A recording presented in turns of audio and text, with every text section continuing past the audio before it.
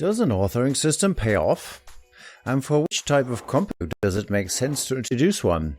How developed does a documentation have to be for an authoring system to pay off?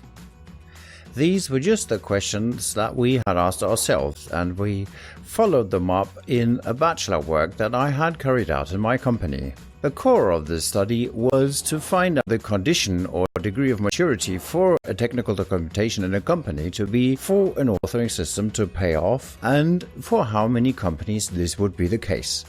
My name is Matthias Heine. I have been working as a freelance author, interpreter and translator for over 20 years, and I'm of the company Singlefeeder that offers an authoring system.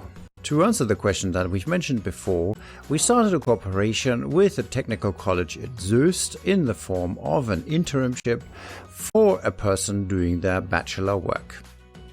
In the bachelor work, we carried out interviews with companies and technical authors in companies to answer exactly these questions.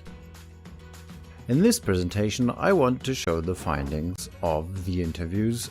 To do that, I use some charts from the bachelor work, and I'd like to take the opportunity to thank Mr. Buschkühle for his great and consistent work during the 12 weeks of his internship. If you're interested, I can also give you the contact of Mr. Buschkühle. What was the scope of the research? First of all, we contacted by telephone about 200 companies asking them for their support in their work. We got 20 companies who agreed to do the interviews, and we ended up actually carrying out 19 interviews. How were the interviews set up? First of all, in order to ask relevant questions and make the answers comparable, we set up a number of scenarios.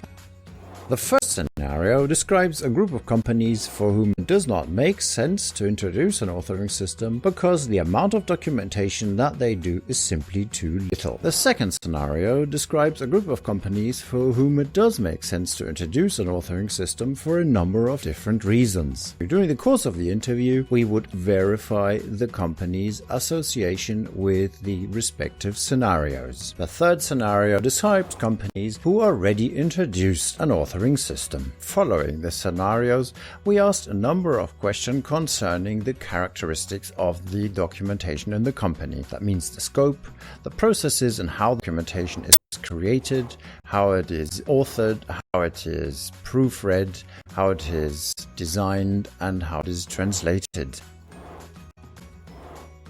What did this scenario look like?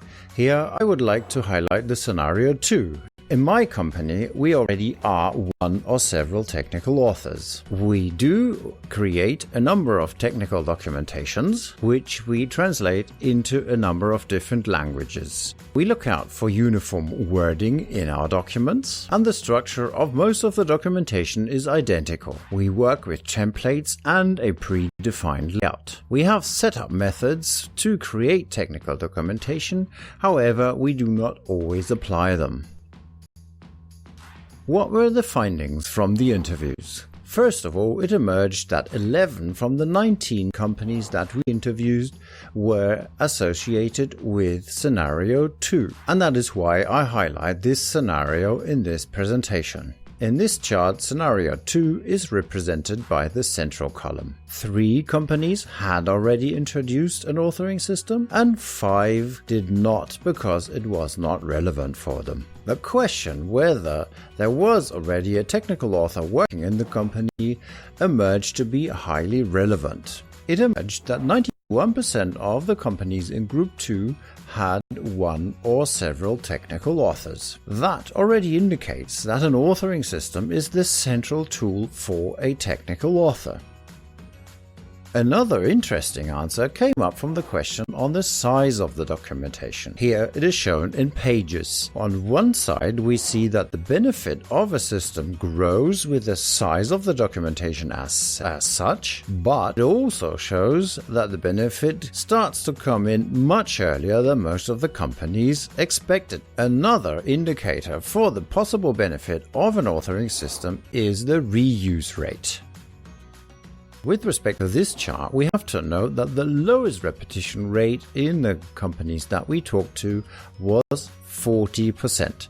In that context, the figure of 60% here is a bit fuzzy. The reuse rate bears the largest potential in documentation, and this is the case because each reuse takes the lever of the number of languages the documentation is translated into. All groups in scenario 2 do translations, and that means the reuse rate is a relevant lever here. This was just a very brief description of the questions that we asked in the interviews, and this already shows that introducing an authoring system would be highly relevant for the companies that are associated with scenario 2. This last chart shows that companies also note this and know this fact. It shows that 73% of the companies already consider introducing an authoring system, but the answers also show in how far a company would benefit from the introduction of an authoring system. Because if you take the figures from the answers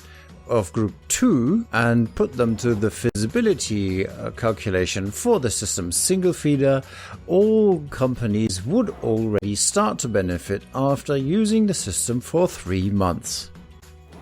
Against this background, we could say that it would be well recommendable for these companies to introduce an authoring system. The association of the individual companies to the individual scenarios was done at the beginning of the interviews, and it was done by the participants themselves and has been confirmed by the detailed questions that were asked throughout the interview in each case. And this means that these scenarios provide a very quick and efficient way to find out whether introducing an authoring system would make sense for a company or not. That was only a brief overview over the major findings of the research. If you're interested to find more, please contact me. You'll reach me at mheine.singlefeeder.de, and I thank you for listening and watching the presentation so far.